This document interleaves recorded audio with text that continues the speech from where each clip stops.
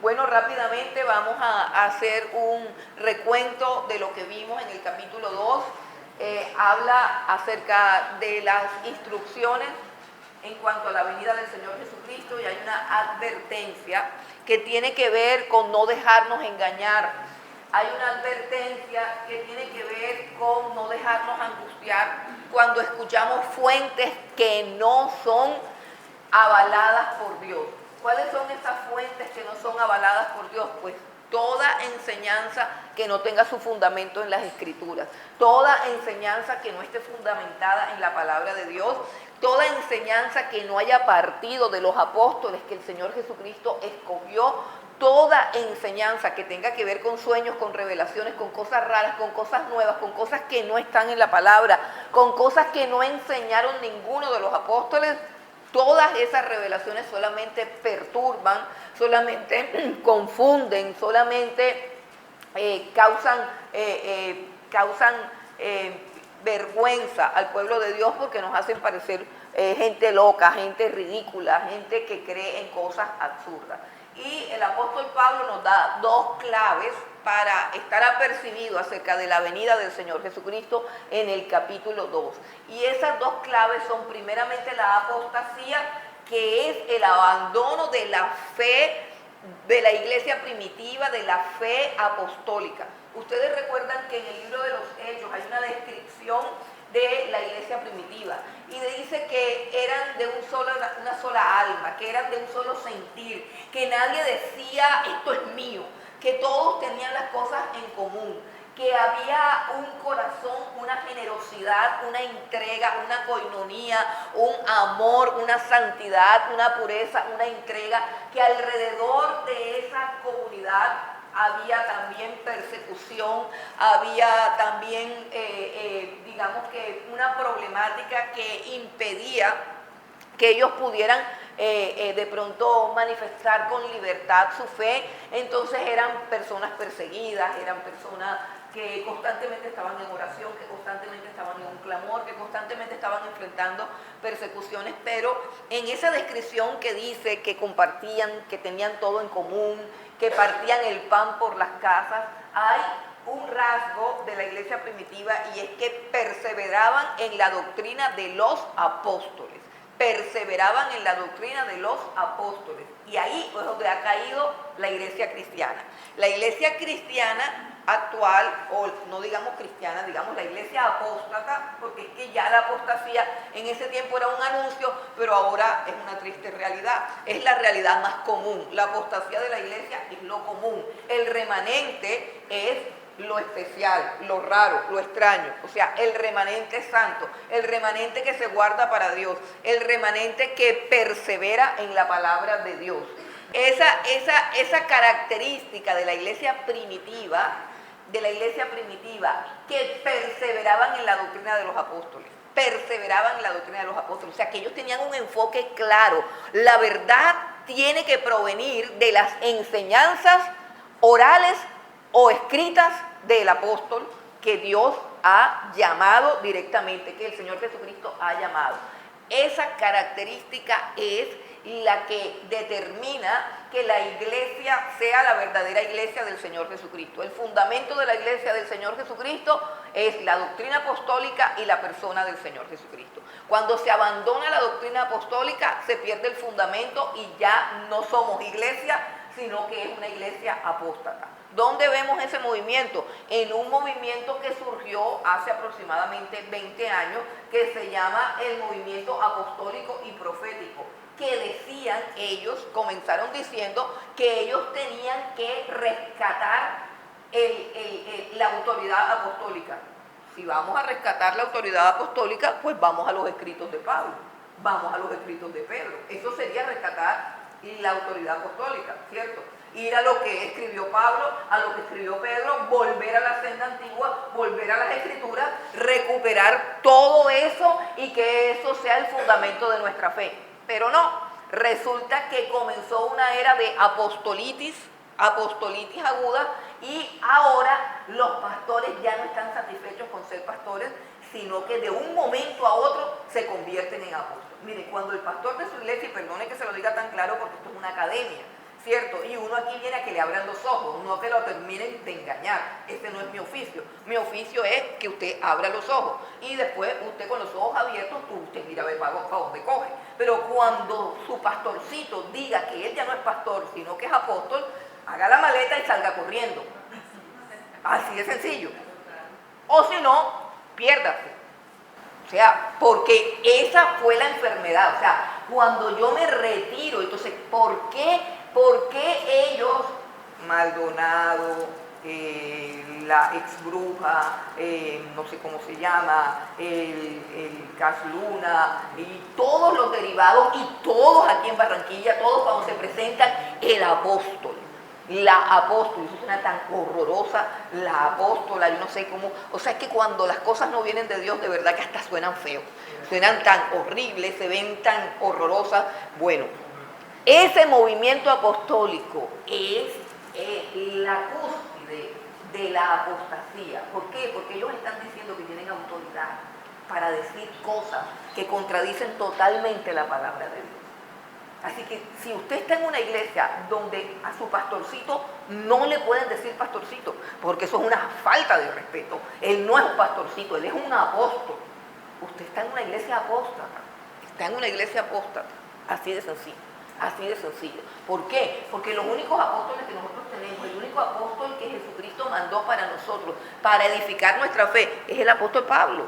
Ese es el apóstol, dice apóstol a los gentiles. Él, no hay más. Y él dice, yo soy el último. Entonces, cuando comenzó toda esa enfermedad de apostolitos y apostolotes, que todos tenían que tener avión, que todos tenían que tener jet privado, que todos tenían que viajar, que quedarse en un hotel 5 estrellas, que tenían que tener guardaespaldas, cuando todo eso pasó, se perdió el norte, se abandonó la fe, le dieron la espalda al Señor Jesucristo.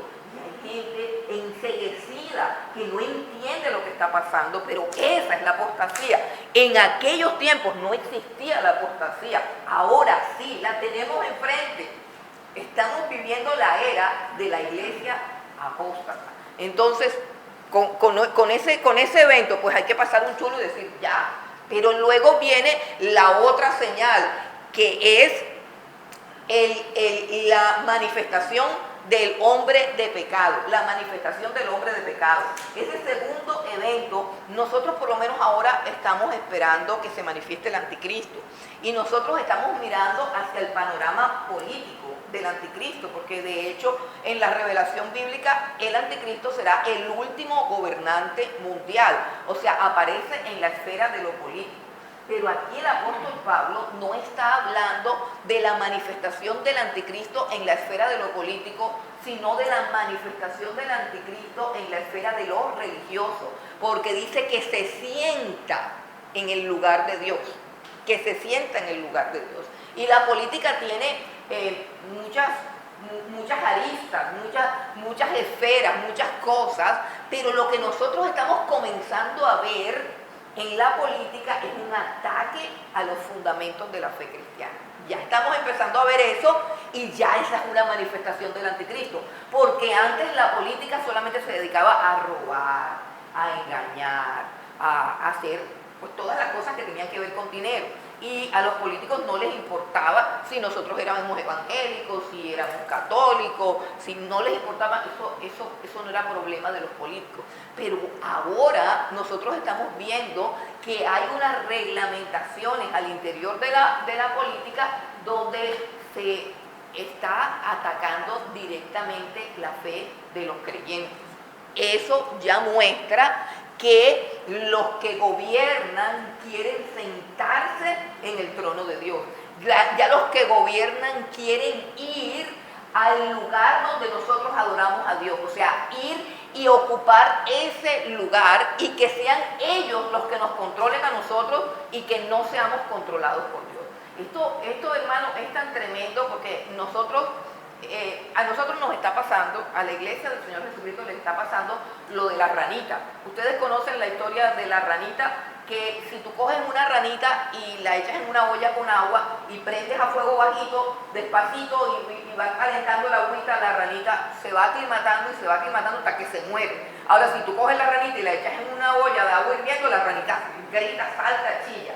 pero si la ranita tú la cocinas a fuego lento, ni cuenta se da la ranita de que la están cocinando. Y a nosotros nos está pasando eso, nos están cocinando a fuego lento y nadie se da cuenta de nada. Y cuando uno habla de estas cosas, entonces son unos temas escabrosos, entonces usted, ¿por qué va a hablar de eso? No te metan en esas cosas. Y entonces, por ejemplo, una de las cosas más terribles que vivimos, y ya ha quedado todo en un silencio, porque a los falsos maestros se le perdona todo se le perdona.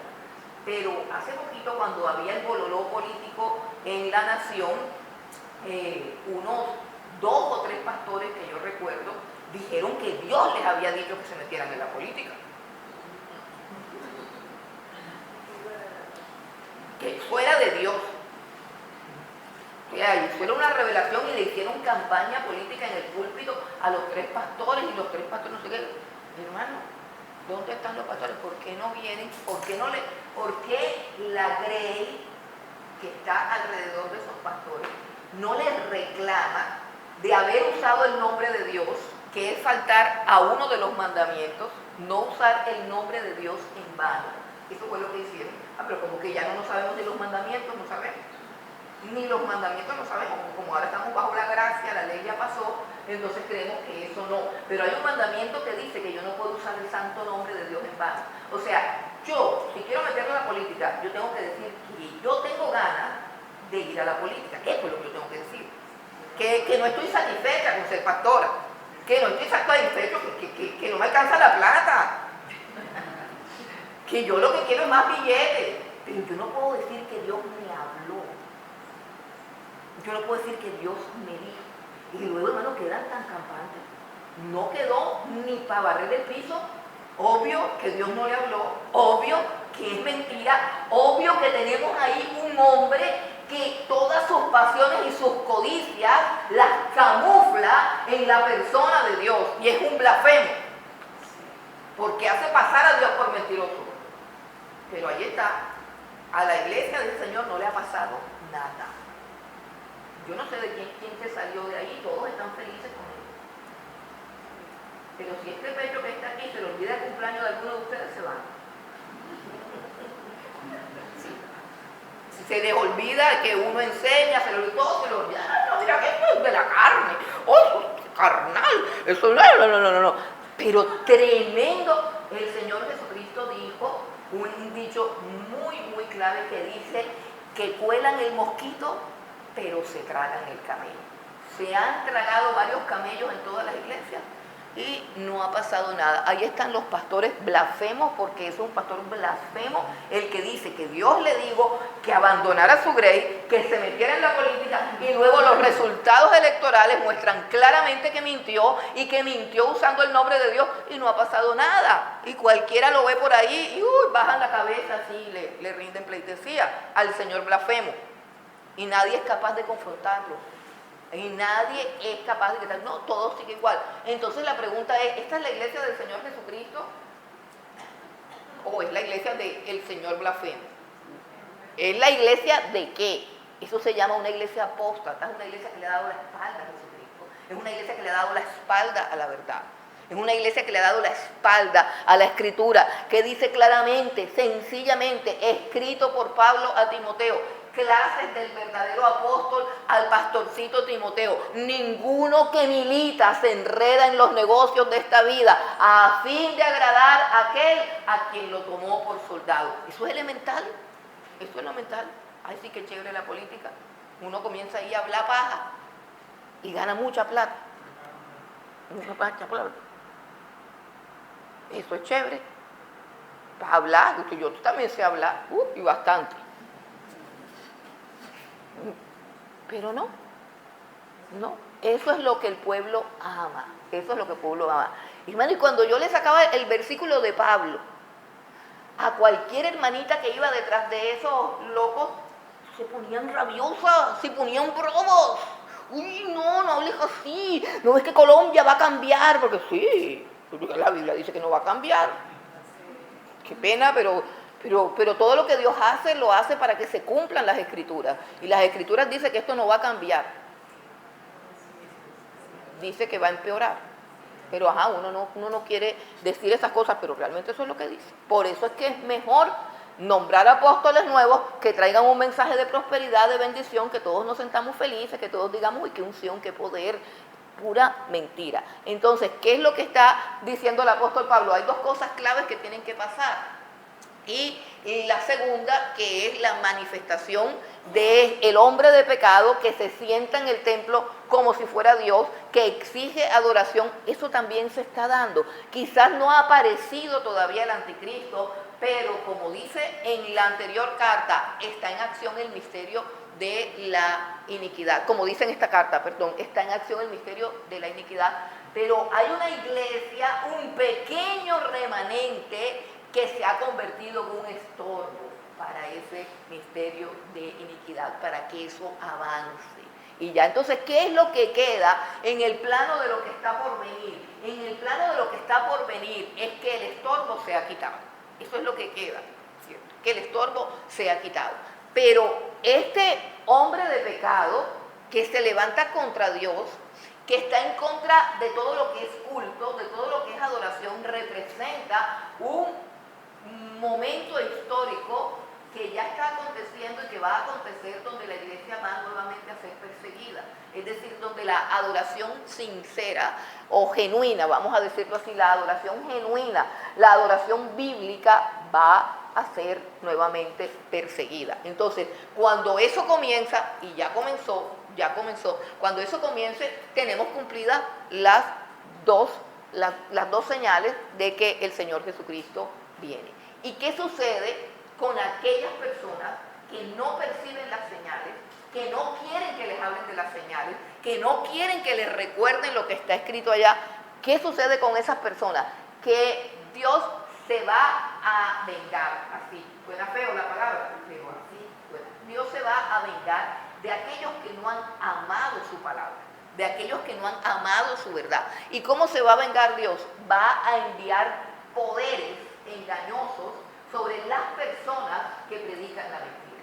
O sea, las personas que predican la mentira van a tener la capacidad de hacer señales y prodigios, y Dios lo va a permitir. ¿Para qué? Para que las personas sean probadas. Entonces, ¿qué es lo que va a definir que nosotros no caigamos en el engaño? Que nosotros perseveremos en la doctrina apostólica y que nosotros hayamos recibido ese amor por la verdad. La persona que no tiene ese amor por la verdad, sino que tiene amor por su apóstol, caerá en la seducción y en los hechizos de ese apóstol. Entonces, vamos con el siguiente punto. Estamos resumiendo qué lo detiene, ya sabemos qué es lo que lo detiene. Vimos su destrucción final y sus poderes. Por ejemplo, dice el versículo 11, para terminar el resumen, capítulo 2 de Tesalonicenses, versículo 11, por esto Dios les envía un poder engañoso para que crean la mentira, a fin de que sean condenados todos los que no creyeron a la verdad, sino que se complacieron en la justicia. Hay un texto que me faltó allí, que leamos en Deuteronomio 13, para los que le encantan los sueños y las visiones. Aquí está Deuteronomio, las que les encantan los pastores que privan gente, que sacan demonios y todo eso. Bueno, Deuteronomio 13.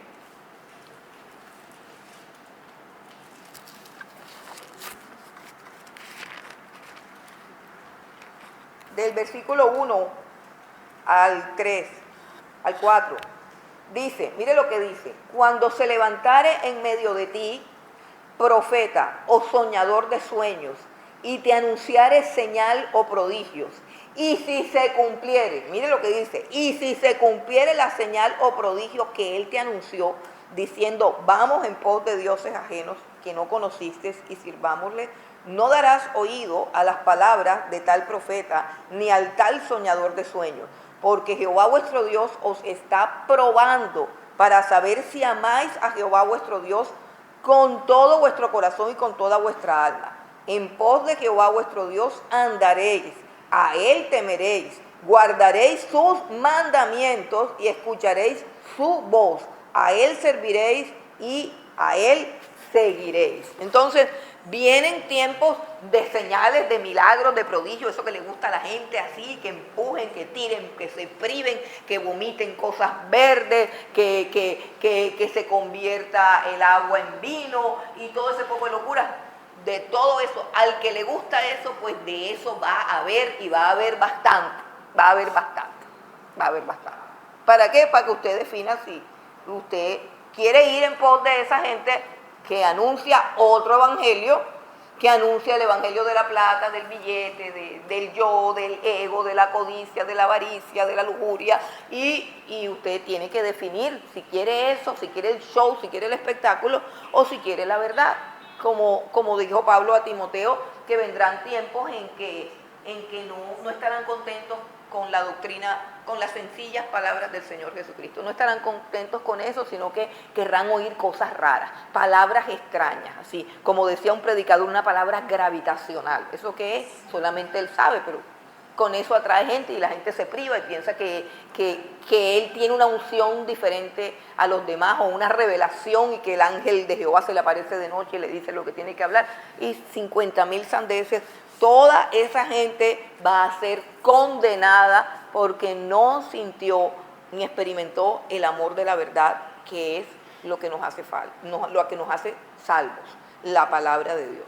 Bueno, entonces continuemos ahora sí con lo que nos quedó pendiente del capítulo 2. ¿Cuál es nuestra seguridad?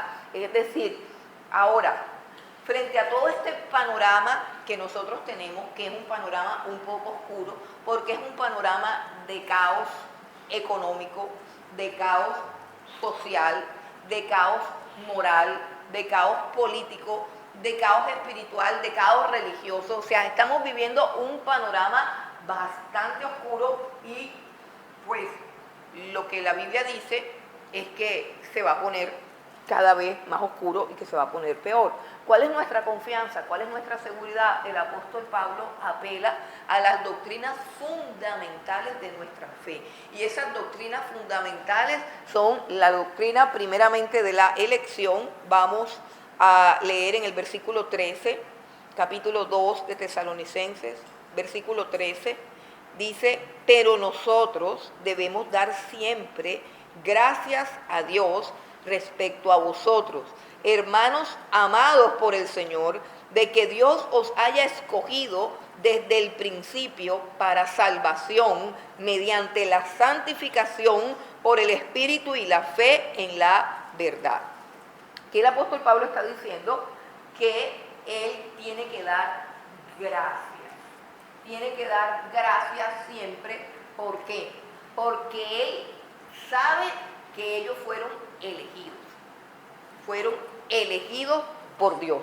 Doctrina fundamental básica. Somos escogidos por Dios. Dios nos amó y ese amor se manifestó en que Él nos escogió. Eso de que Él nos escogió significa primeramente que fue iniciativa de Él. Que ninguno de nosotros busca a Dios. Nosotros no buscamos a Dios. Dios nos busca a nosotros. Dios nos alcanza a nosotros. Esa es la doctrina de la elección. ¿Y cuándo hizo Dios esa elección? Esa elección la hizo Dios antes de la fundación del mundo. Esta es doctrina fundamental. Antes de la fundación del mundo, es decir, antes de que existiese el tiempo. La elección de Dios se ordenó en la eternidad.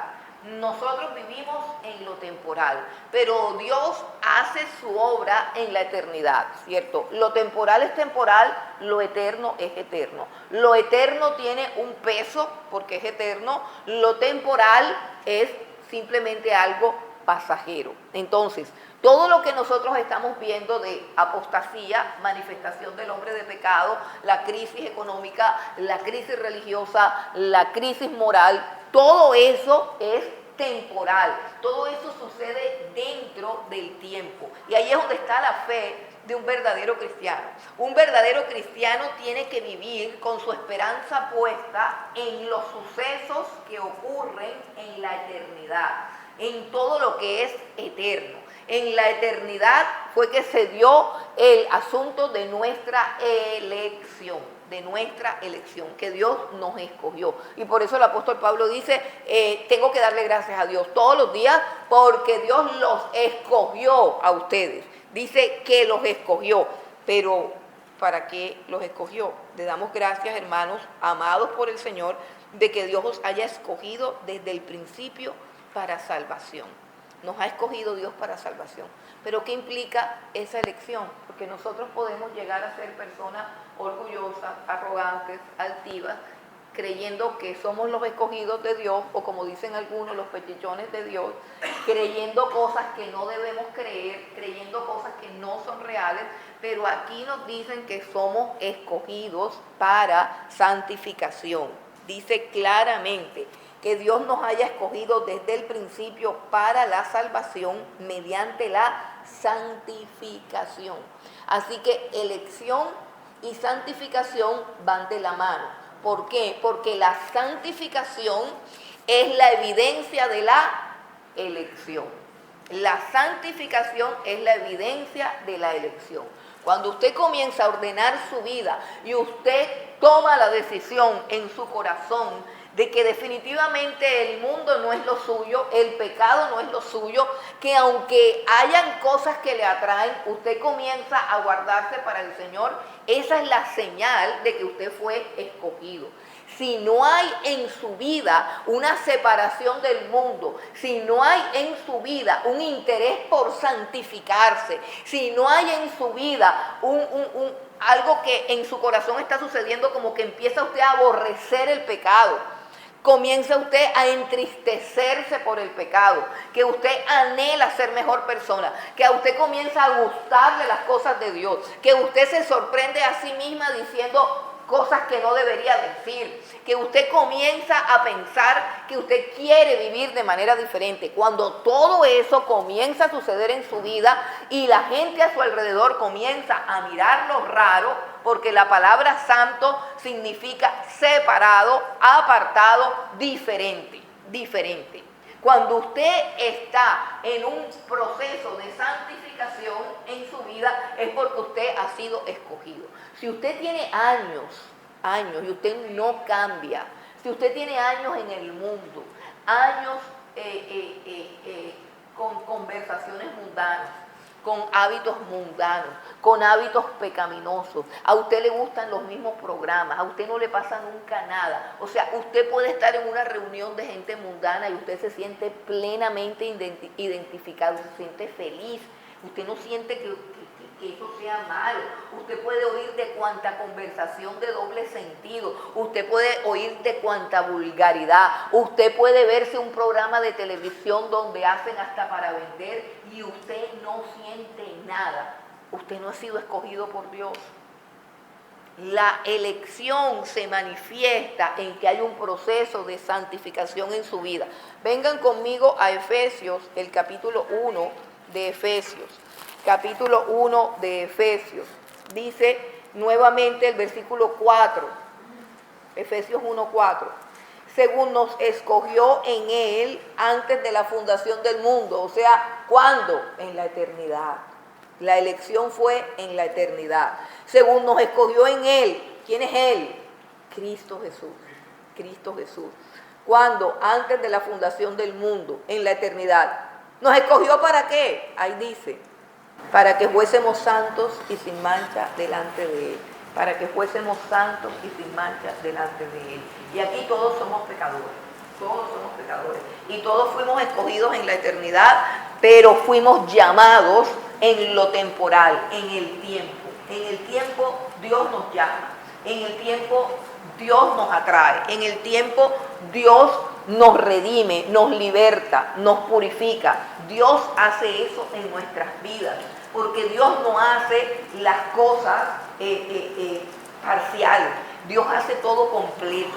Por lo tanto, cuando una persona está viviendo en pecado, en círculos de pecado, es decir, que continuamente cae en un círculo de pecado y vuelve y sale y siempre es lo mismo y no cambia nada en su vida, no ha habido una elección. Dios nos elige para ser santos, Dios nos elige para que seamos santos y sin mancha delante de Él. Y así como la elección es una obra suya, la santificación también es una obra suya. Aquí dice claramente, dice, Dios nos ha escogido desde el principio para salvación mediante la santificación que es por el Espíritu y la fe en la verdad. Entonces, hay dos cosas que operan en nuestra santificación y es el Espíritu Santo y la verdad. Son los dos instrumentos con los cuales Dios nos santifica. El primero es el Espíritu Santo de Dios y el segundo es la palabra de Dios. Dios hace que nosotros seamos sellados con el Espíritu Santo y que también seamos templo del Espíritu Santo. Y esa es una realidad que si bien no es visible ante nuestros ojos, sí se manifiesta en nuestra manera de vivir. Aún cuando nosotros aparentemente empezamos a caminar en los mismos lugares y andar con las mismas personas, llega el momento en que nos toca apartarnos. Llega el momento en que ya no tenemos comunión con los pecadores, ya no nos sentimos bien con los pecadores. Eso lo hace el Espíritu de Dios dentro de nosotros. Mire, el Espíritu de Dios dentro de nosotros es tan fuerte, que las personas que no lo tienen saben que lo tenemos. No tienen una teología del Espíritu Santo como para decir, ay, tú tienes el Espíritu Santo. No te lo van a decir. Pero ellos saben que tú tienes algo. Y que delante de ti no pueden hacer algunas cosas. Ellos saben que tú eres un aguafiestas. O sea, cuando tú estás, ellos se sienten estorbados. Y tú no tienes necesidad de abrir la boca. No tienes necesidad de abrir la boca y decir, que lo que ustedes están haciendo está mal. No. Tu sola presencia es un estorbo. Tu sola presencia. Por eso digo, la presencia del Espíritu Santo dentro de nosotros siempre es un estorbo. Y la gente que le gusta pecar, que le gusta hablar vulgaridades, sandeces, que le gusta hablar porquerías, nos evita, les fastidiamos. Entonces, eso es algo que es real en nuestras vidas y que está obrando una transformación en nuestras vidas. Esa es la principal herramienta de la santificación. Y la segunda es la palabra de Dios. ¿Por qué? Porque la palabra de Dios desnuda nuestra vida. La palabra de Dios nos muestra el pecado. Y la palabra de Dios es como un imperativo divino que opera en nosotros esa obediencia. Por eso nosotros no debemos leer la palabra pensando que la palabra de Dios, escuchen esto, pensando que la palabra de Dios es una carga de requerimientos que tenemos que asumir. Entonces uno dice, entre más lea y entre más aprenda, más requerimientos voy a tener, más obligaciones voy a tener, más cargas voy a tener, más cosas voy a tener. No. Recuerden que la Biblia comienza diciendo que la tierra estaba desordenada y vacía y que Dios habló y dijo, hágase la luz, y que a través de todos los mandatos, de todos los comandos, vamos a decirlo así, de todas las órdenes que salieron de la boca de Dios, la tierra desordenada y vacía se vino a convertir en el jardín del Edén, perfecto, precioso, glorioso, lleno de la gloria de Dios, lleno de la hermosura de Dios, lleno de placer y de deleite. Pero todo eso sucedió porque Dios habló. Entonces, cuando yo me enfrento a la palabra de Dios, yo no debo enfrentarme a la palabra de Dios como que, ay, aquí viene esta palabra, ya nos van a dar una paliza, y ahora nos van a no sé qué, y nos van a no sé cuándo. No, es que aquí no se puede hacer nada porque todo es pecado. Mire, cuando usted piensa así es porque usted no entiende la dinámica de la palabra de Dios. La Biblia dice que la palabra de Dios, toda la escritura, o sea que habla de la palabra de Dios escrita, dice que toda la escritura es inspirada por Dios. Y esa es una frase que tiene como, o sea, la palabra inspirada tiene como unos bemoles. ¿Por qué? Porque no se logra entender su significado.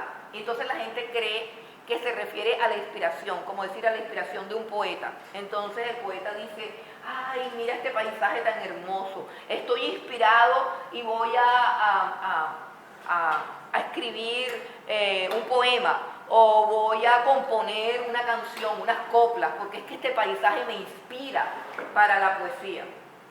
No, eso no es lo que quiere decir Pablo cuando dice que la escritura es inspirada por Dios, sino que la palabra de Dios contiene el aliento de Dios. Es decir, que este libro, todo lo que está escrito en este libro, contiene el aliento de Dios.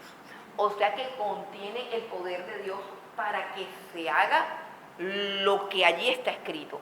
O sea, que cuando Dios dice en su palabra, huir de la fornicación, todo pecado que el hombre cometa con su cuerpo está fuera del cuerpo, pero la fornicación, o sea, cuando yo leo eso, el Espíritu Santo está colocando dentro de mi conciencia y dentro de mi ser una talanquera que me va a impedir fornicar. ¿Sí entienden? Por eso es que yo necesito la palabra viva. Y la palabra, no la palabra suavecita, yo no necesito tanta cosa que me acaricien tanto, yo no necesito eso, porque es que el problema del ser humano es el pecado. El problema del ser humano es el pecado, el problema del ser humano es la carne, y el llamamiento del creyente es a la santidad. Luego el Espíritu trabaja para obrar la santidad en tu corazón. Y la palabra de Dios trabaja con el Espíritu. O sea, el Espíritu no es mudo. El Espíritu no actúa al margen de la palabra de Dios. Por eso es que, por ejemplo, si estamos involucrados en un ayuno, en una búsqueda del Señor, tenemos que involucrarnos también en la lectura de la palabra de Dios. Tenemos que involucrarnos en la oración. Tenemos que involucrar todo nuestro ser, nuestra mente, nuestro razonamiento, nuestros pensamientos tienen que estar involucrados en las cosas de Dios. Y allí le permitimos a Dios obrar en nuestras vidas. Por eso es necesario que yo esté llena de la palabra de Dios. Porque cuando yo estoy llena de la palabra de Dios, entonces Dios está trabajando en mi mente y en mi corazón, moldeando mi vida. Dios no puede impedirme a mí que haga algo en contra de lo que yo realmente deseo o quiero hacer, porque me va a convertir en una persona reprimida, en una persona frustrada, en una persona que en cualquier momento va a romper todas las talanqueras y se va para el mundo. Ustedes no han conocido gente así, ay, es una santidad, no toques aquí, no toques allá, eso es pecado, la camisa blanca, todos ahorcados, todos impecables, no sé qué, de repente ¿dónde está fulano? Está en el mundo. ¿Pero y qué le pasó? No pudo más. Es que nadie puede con eso, nadie puede con eso. Ese no es el plan de Dios. El plan de Dios no es prohibirte todo lo que tú quieres tener. El plan de Dios no es un cúmulo de prohibiciones. Todo lo que tú anhelas, deseas, así que te deleitas así saboreando la cosa. Eso está prohibido. Y vas a vivir en un estado de prohibición, una vida aburrida, amargada, austera. No, eso no es lo que Dios ha planeado. Por eso es que Él comienza todo con su palabra. ¿Por qué? Porque cuando su palabra llega a tu mente y llega a tu corazón, tú comienzas a ser transformado. Entonces ya no es que el pecado esté prohibido, sino que el pecado no te gusta. No te gusta. No te gusta, es que el pecado lo aborreces. Eso es lo que Dios quiere hacer en tu vida y lo puede hacer solo a partir de su palabra. Por eso es que tú tienes que mirar bien cuál es la palabra que estás recibiendo, con qué frecuencia la estás recibiendo y que no hayan otras voces que te estén robando el conocimiento de Dios. Que no estés bebiendo de la fuente equivocada, porque la palabra de Dios son los comandos de Dios, es lo que Dios manda a tu vida para transformarte. Y no eres tú, es la palabra de Dios obrando en ti. La persona que ama esta palabra, que se come esta palabra, es transformada. Es Esta mañana hablaba con una persona que me dijo que está interesada en hacer los cursos, que tiene mucha hambre de Dios, que tiene yo no sé cuántos años en el Evangelio, pero que se siente vacía, y que no sé qué, no sé cuál. Entonces que ella quiere estudiar la Biblia porque ella dice que le han enseñado la Biblia por pedazos.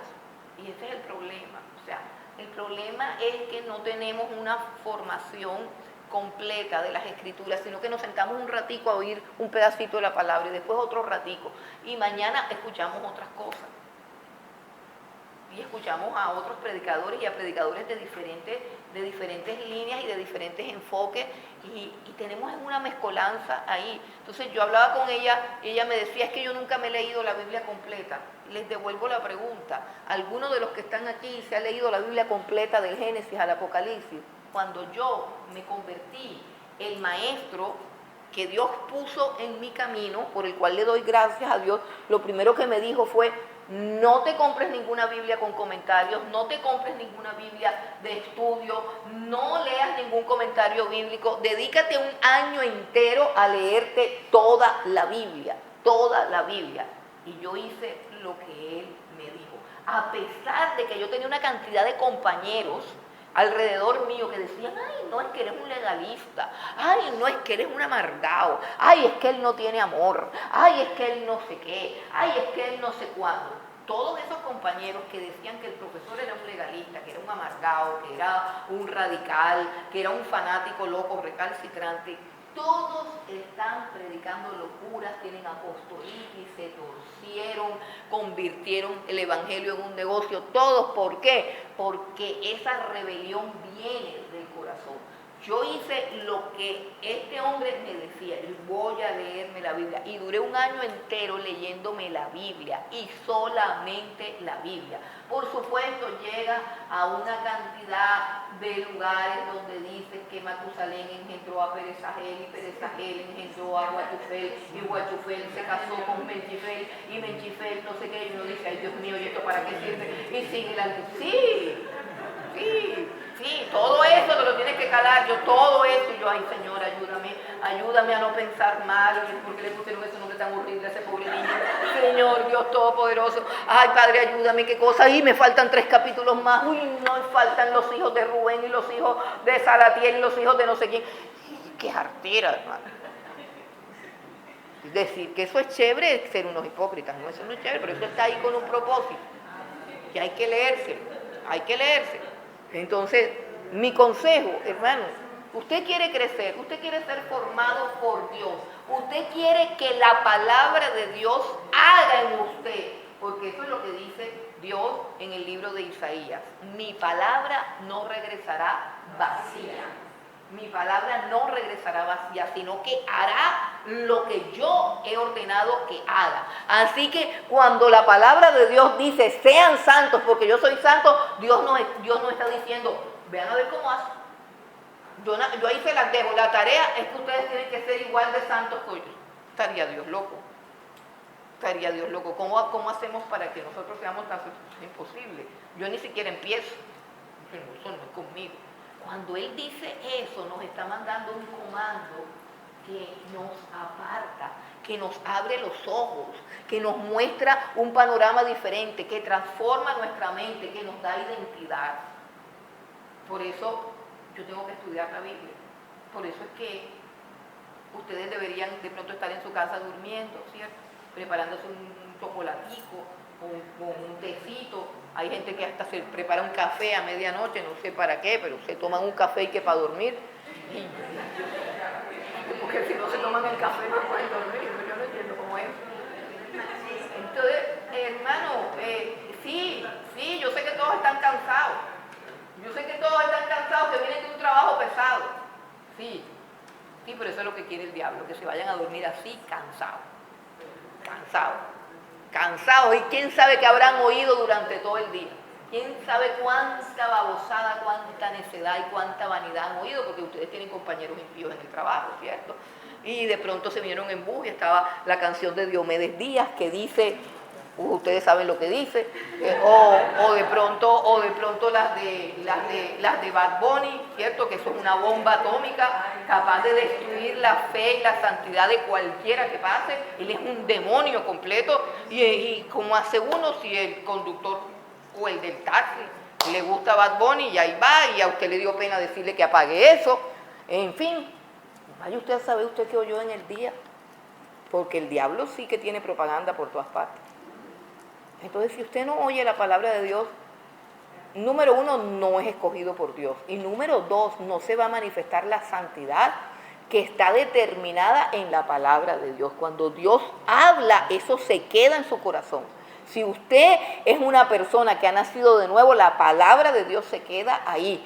Y algún día, o en el mismo día, va a dar el fruto que es. Entonces, Dios no pide que hagamos lo que no podemos hacer. Dios pide que lo escuchemos, que dejemos que su palabra penetre en nuestras mentes y en nuestros corazones.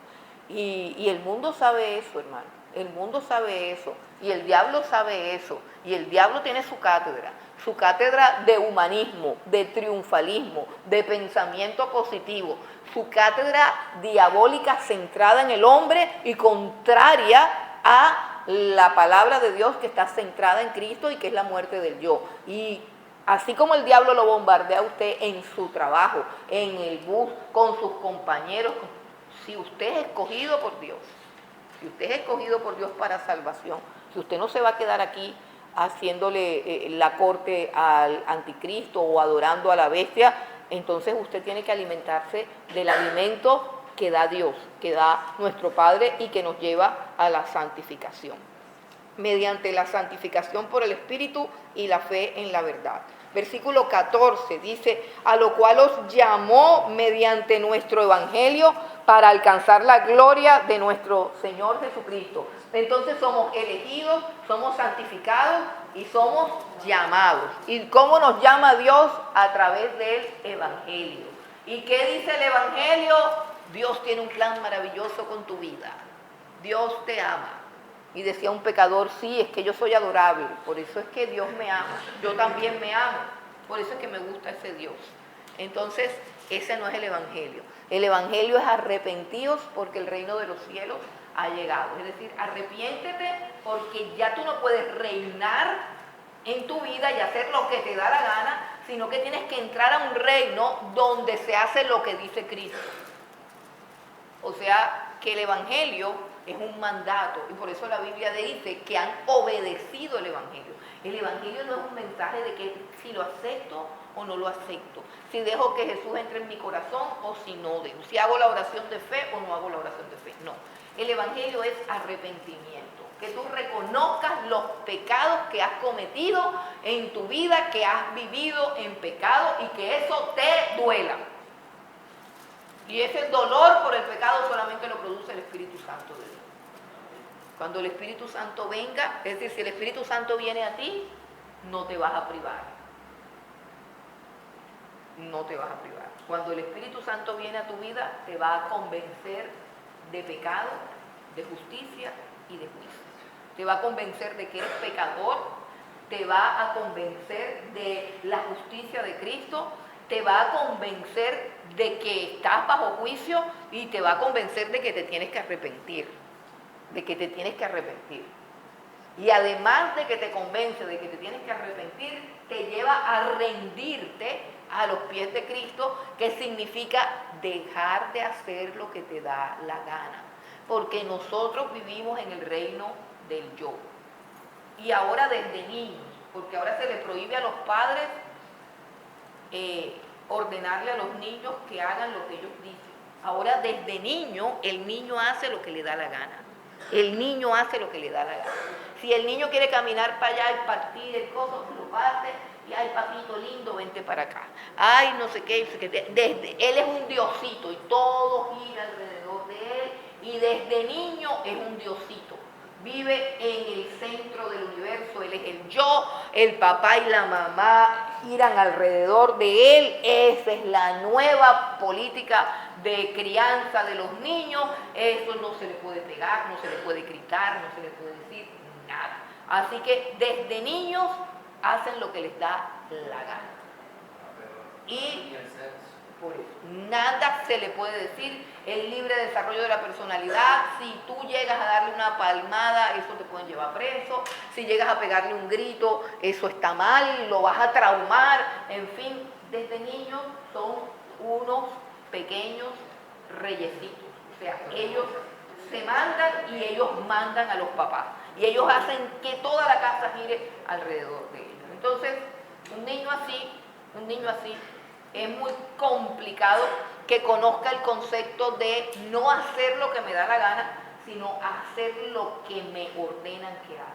Y esa es la conversión. La conversión es cuando yo me arrepiento porque entiendo que no tengo ningún derecho de hacer lo que me da la gana, porque existe un rey que es dueño de mi vida, que es el que me da aire para yo respirar, que es el que hace que mi corazón lata, que es el que me da todo, que fue el que me creó, que es el que me sostiene y es el que decide hasta cuándo estoy yo aquí. Es el que si me quiere matar, me mata. Si me quiere llevar, me lleva, porque Él es dueño de todo. Yo no tengo ningún derecho, todos los derechos son de Él. Yo fui creada por Él y para Él. Cuando yo entiendo eso, entiendo lo que se llama justicia. Digo, o sea que yo no puedo hacer lo que me da la gana. No, porque hacer lo que me da la gana es rebelión contra Dios, es rebelión con la autoridad.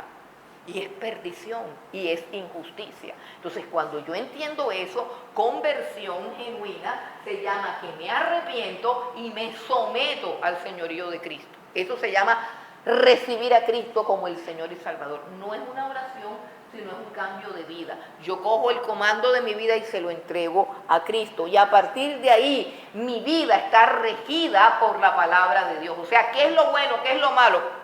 Tengo que empezar a leer para ver qué es lo bueno y qué es lo malo. ¿Y cómo voy a saber si no leo? Sigo haciendo lo que a mí me parece. Mi mente sigue siendo así. Yo voy a la iglesia y todo, y me bautizo, y hablo en lengua, y diezmo, y ofrendo, y me meto a todos los ministerios y todo. Pero mi mente no ha cambiado. Mi mente no ha cambiado. Mi mente es enemiga de Dios. Y en mi mente reino yo. Entonces, eso hay que tenerlo en cuenta. Dice, nos llamó mediante nuestro evangelio. Nos llamó mediante el evangelio que predicaba Pablo, que predicaba Pedro, que predicaba Juan. Ese es el evangelio que tenemos que escuchar para que nuestra conversión y nuestro arrepentimiento sea verdadero y no sea simplemente ¿cómo es que se llama? Una emoción de que me metí en una religión chévere, porque es que está súper de moda ser cristiano, con tantas luces de colores, con tanto show, con tanto artista, con tanto Grammy, con tanto video, con tantas redes sociales, con tanto muñequito. Pues hasta divertido es. Pero ¿y la parte de morir a mi carne? ¿Dónde está?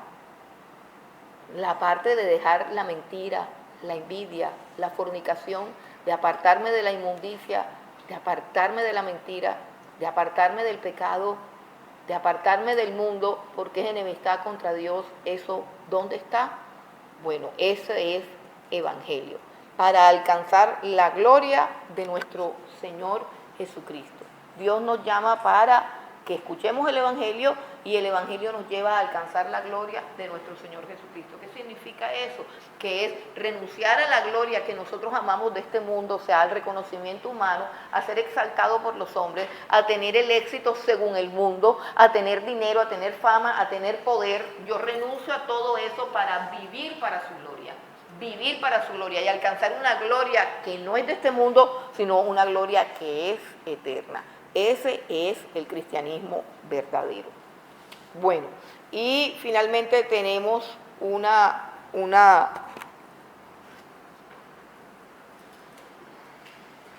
recomendación. Este es el capítulo 3. Nuestro deber, versículos 15 y 17, ¿cierto? Hay aquí una aplicación práctica acerca de todo lo que nos ha enseñado el capítulo 2.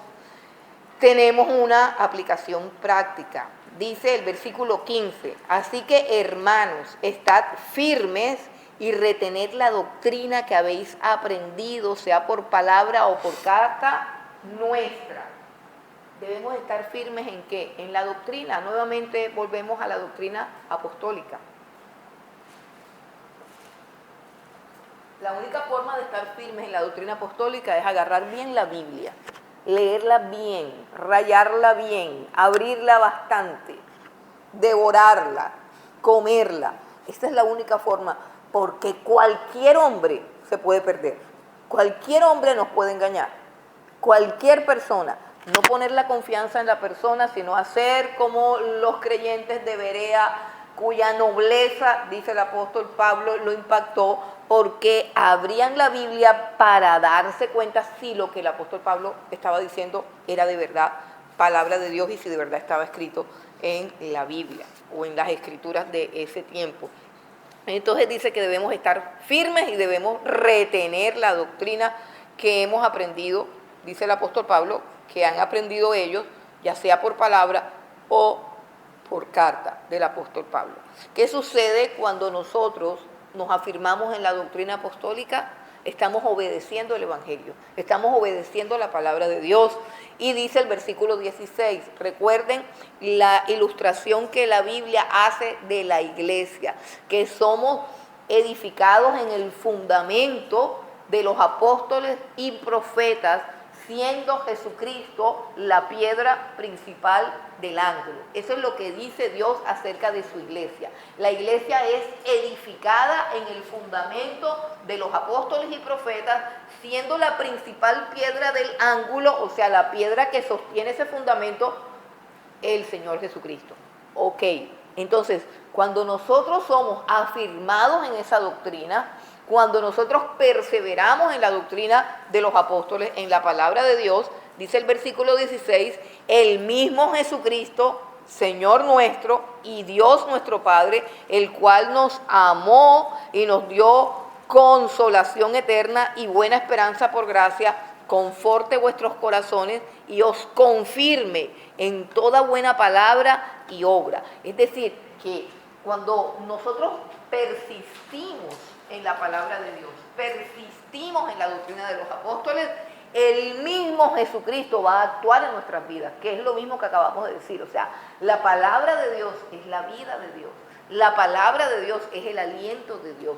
Todo lo que está escrito en este libro es vida para mi alma, es vida para mi corazón, es transformación de mi carácter, de mi mente, del centro de mis pensamientos, del centro de mis emociones. Es el poder de Dios actuando en mi vida para crear en mí la persona que Dios quiere formar, esa nueva criatura, ese nuevo hombre que dice Efesios, creado según Dios en la obediencia a la verdad y a la santidad, en la justicia, en la verdad. Es un nuevo hombre, es una persona en la cual a través de la palabra de Dios se le va a ir quitando todo el pecado, o sea, todo el hollín, toda la suciedad, todo el mugre, toda la escoria que hay en tu vida. Eso lo va a ir quitando la palabra de Dios y el Espíritu Santo de Dios. Pero tú tienes que alimentarte de eso, o sea, el esfuerzo es buscar la palabra de Dios. O sea, ¿qué es lo que hay que hacer? Realmente, ¿qué es lo que hay que hacer? Nosotros solamente tenemos que hacer lo que podemos hacer, buscar a Dios, abrir la Biblia, esforzarnos, darle muerte a la carne que quiere irse a dormir, que quiere ir a comer. Eso es lo que tenemos que hacer. Pero la obra de santificación la va a hacer siempre Dios, a través de su Espíritu y a través de su palabra. Bueno, entonces vamos a pasar ahora al capítulo 3.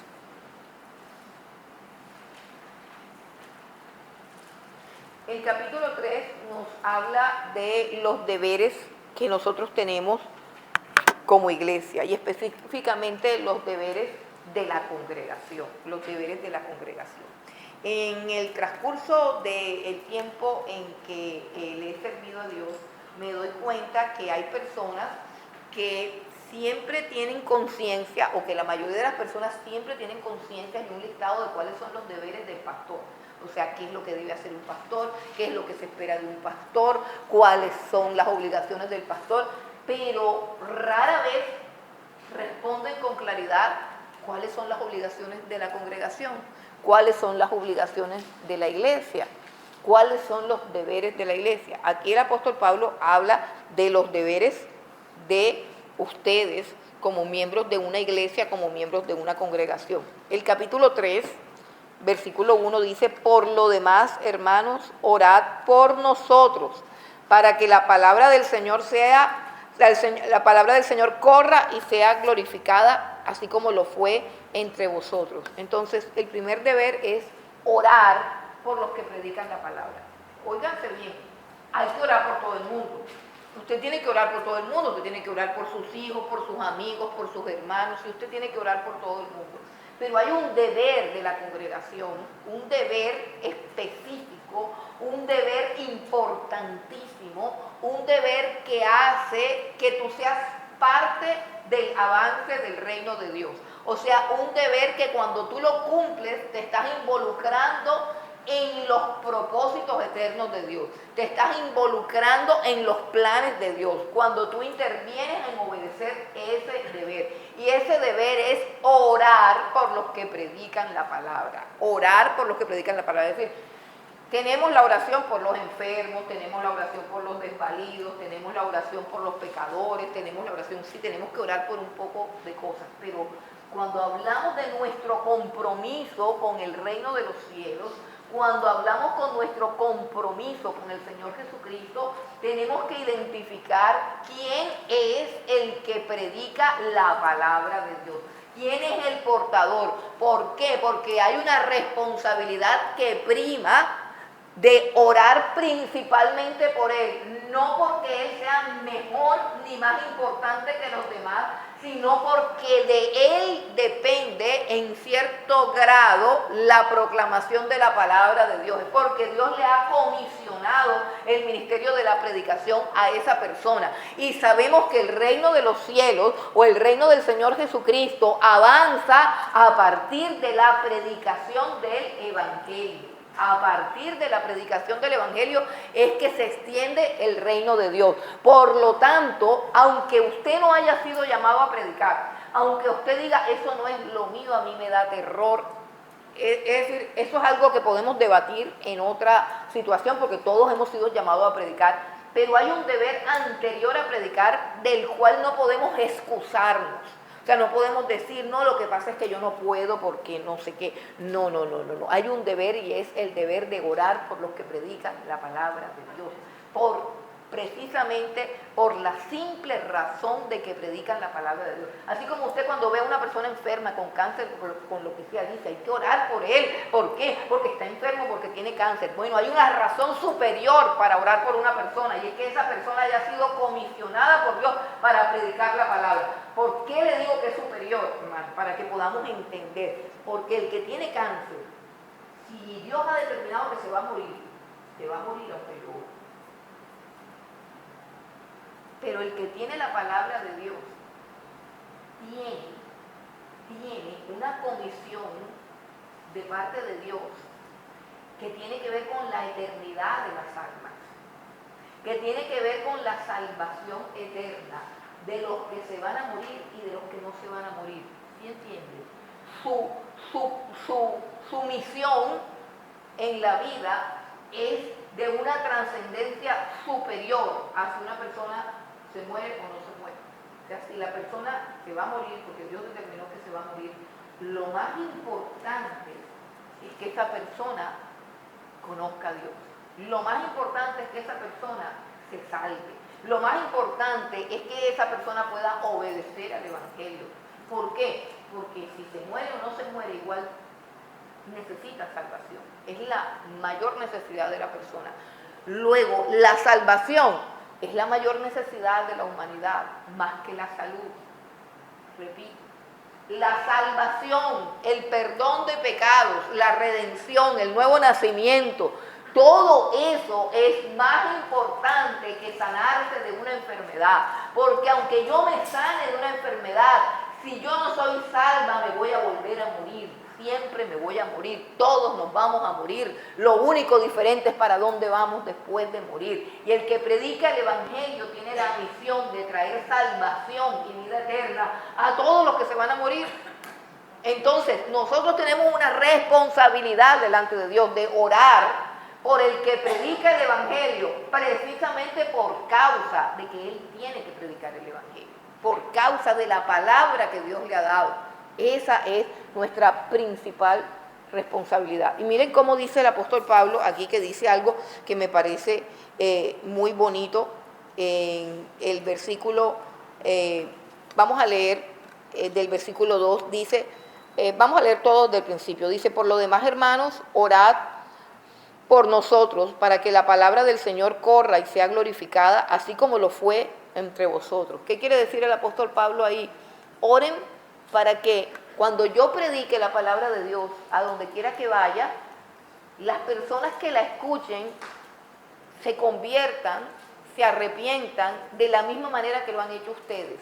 Eso significa que la palabra de Dios corra y sea glorificada. Es decir, que la palabra de Dios llegue cada vez a más personas, que la palabra de Dios llegue cada vez a más almas y que sea glorificada en que las almas se arrepientan y pasen de muerte a vida, pasen de tinieblas a luz, pasen de condenación a salvación. Esa debe ser la oración que nosotros debemos hacer por todo aquel que predica la palabra, que la palabra de Dios corra y sea glorificada. Ese debe ser nuestro compromiso.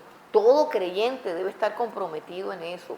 Todo creyente, más que cualquier otra necesidad, las almas necesitan es salvación, perdón de pecados, salvación.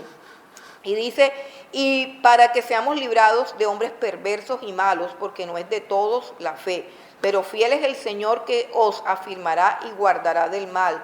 El versículo 4, que es el que más me gusta, dice: y tenemos confianza respecto a vosotros en el Señor, en que hacéis y haréis lo que hemos mandado. El apóstol Pablo está diciendo: yo confío en que ustedes sí oran por nosotros. Yo confío en que ustedes van a orar por nosotros. O sea, yo tengo la confianza. Saber que hay un pueblo que ora por nosotros produce una paz y una tranquilidad indescriptible. Cuando los predicadores saben que hay gente que está orando por él, eso produce confianza.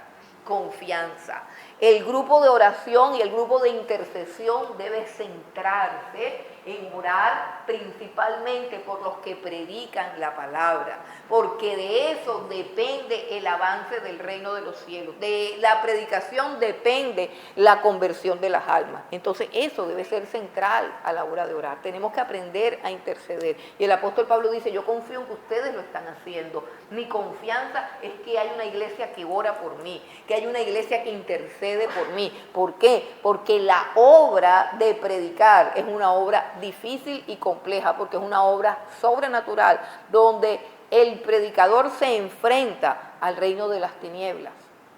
Por supuesto que está fortalecido con poder de Dios y todo lo demás, pero la mayor fortaleza que se recibe es la fortaleza que producen las oraciones de los santos, las oraciones de los santos. Entonces dice, la segunda cosa por la cual orar, dice el versículo 2, y para que seamos librados de hombres perversos y malos, porque no es de todos la fe. La segunda cosa que hay que pedir es protección para el predicador. El predicador se enfrenta, repito, a la oposición de las mismas tinieblas. El predicador se enfrenta al diablo, a los demonios, a la oposición, a gente perversa, a gente mala. Todos los días el que predica el evangelio tiene oposición. Entonces la oración tiene que estar enfocada ¿en qué? En protección. Pedir protección. El que predica la palabra de Dios necesita protección de Dios. Necesita que Dios lo libre de hombres malos. Lo libre de hombres malos. ¿Tú vas a decir algo, Liz?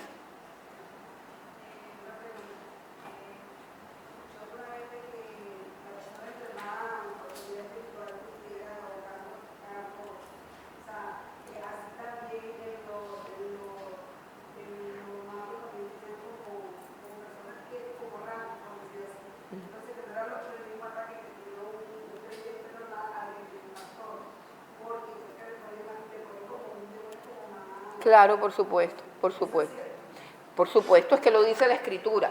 Cuando el Señor estaba en el Getsemaní y estaba dando su último discurso y ya él sabía que iba a morir, él al primero que le habla es a Pedro y le dice: Pedro, Satanás me ha pedido para zarandearte. Zarandearte, Satanás te quiere zarandear a ti y a todos los demás, pero al primero que pidió Satanás para zarandear fue a Pedro. ¿Por qué? Y el diablo, ¿cómo supo? Ahí estaba pillado buscando, el diablo supo. Estos son los 12 escogidos. Y el más valiente, el que más habla y el que más predica es este. Y el diablo le puso el ojo. Los demás son todos callados. Pero este es el que tiene la boca suelta. O sea que el predicador es ese.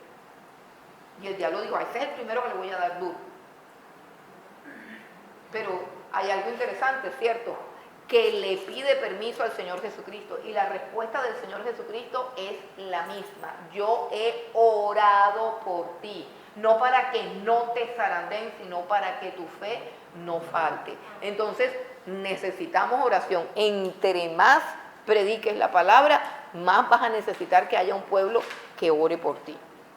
Bueno, entonces dice el apóstol Pablo que no es de todos la fe. No es de todos la fe. ¿Qué significa eso? Pues que hay gente que se opone a la fe. Ve, y esa oposición no está solamente en el mundo. Esa oposición está a veces y con mucha frecuencia dentro de la iglesia. No sé si ustedes se acuerdan de Diótrefes. No sé si se acuerdan de Diótrefes. Este está por acá. Creo que es la tercera o la segunda de Juan, no me acuerdo. ¿Dónde está el señor Diótrefes?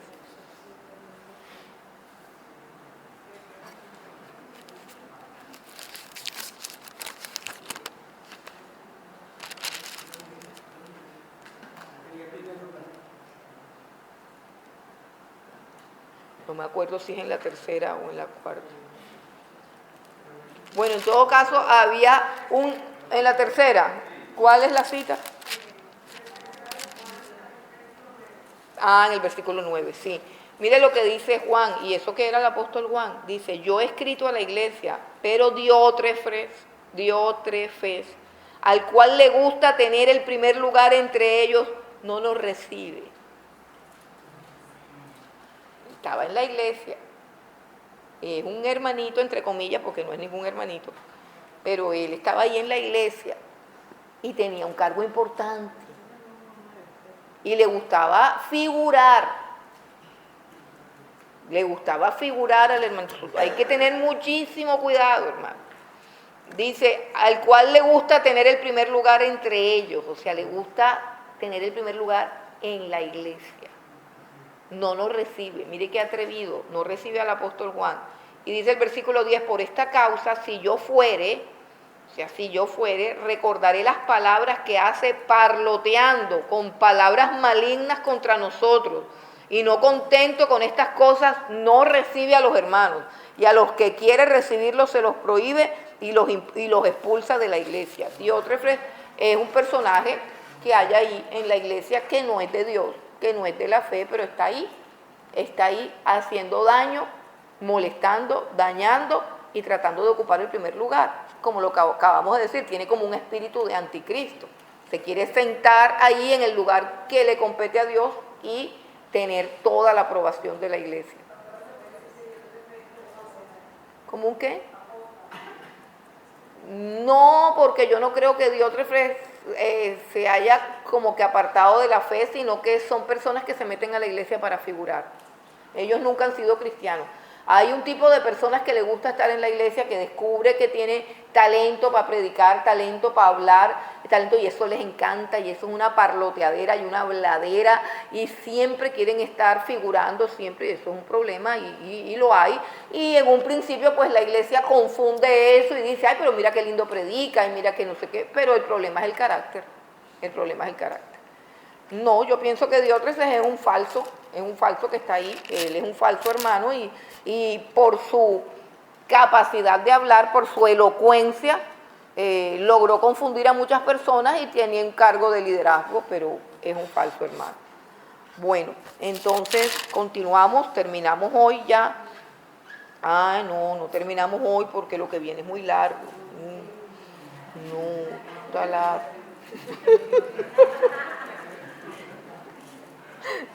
Imagínense el deber de trabajar. Bueno, el versículo 4 tenemos confianza, estamos confiados. Y dice el versículo 5, y el Señor encamine vuestros corazones al amor de Dios y a la paciencia de Cristo. Entonces, miren esto, o sea, tan bonito. O sea, nosotros vivimos en la carne, en el sentido de que nuestra vida es completamente carnal. ¿En qué sentido? Pues en que tú te tienes que levantar, tienes que ir al trabajo, tienes que ir al banco, tienes que cobrar un cheque, tienes que pelear porque te salió el cheque Jimbo. O sea, tú sabes la vida, ¿sí me explico? La vida es un asunto como de que anda, qué problema.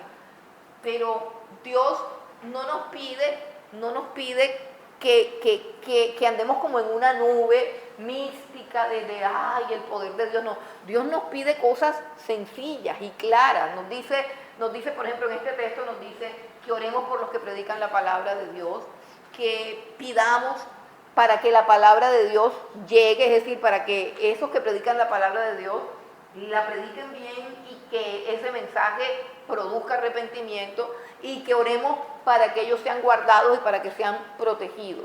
Y luego viene como la consecuencia de esa actividad.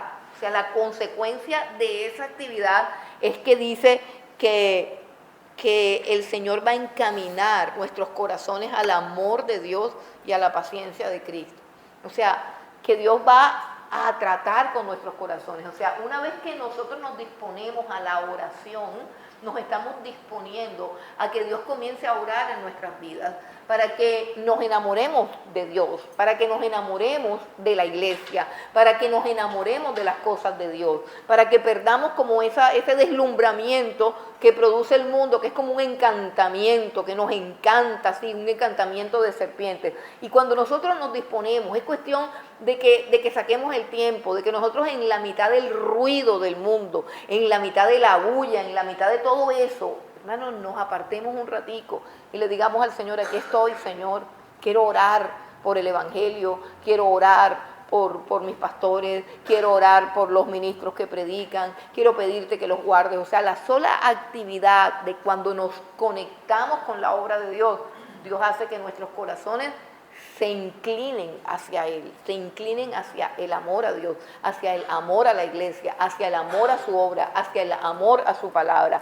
Es decir, nos acercamos y Dios hace que nos enamoremos. O sea, pienso que funciona como cualquier otra relación. Tú no puedes enamorarte de alguien a menos que pases tiempo con esa persona y la escuches hablar. Así de sencillo. Y eso es lo que Dios nos pide. Acércate y escúchame. El resultado es que te vas a enamorar de Dios. Cuando tú oigas su palabra, cuando tú disfrutes su compañía, cuando tú dispongas su corazón, todas las cosas del mundo se van a ir quitando de tu corazón y va a aparecer un afecto nuevo hacia las cosas de Dios.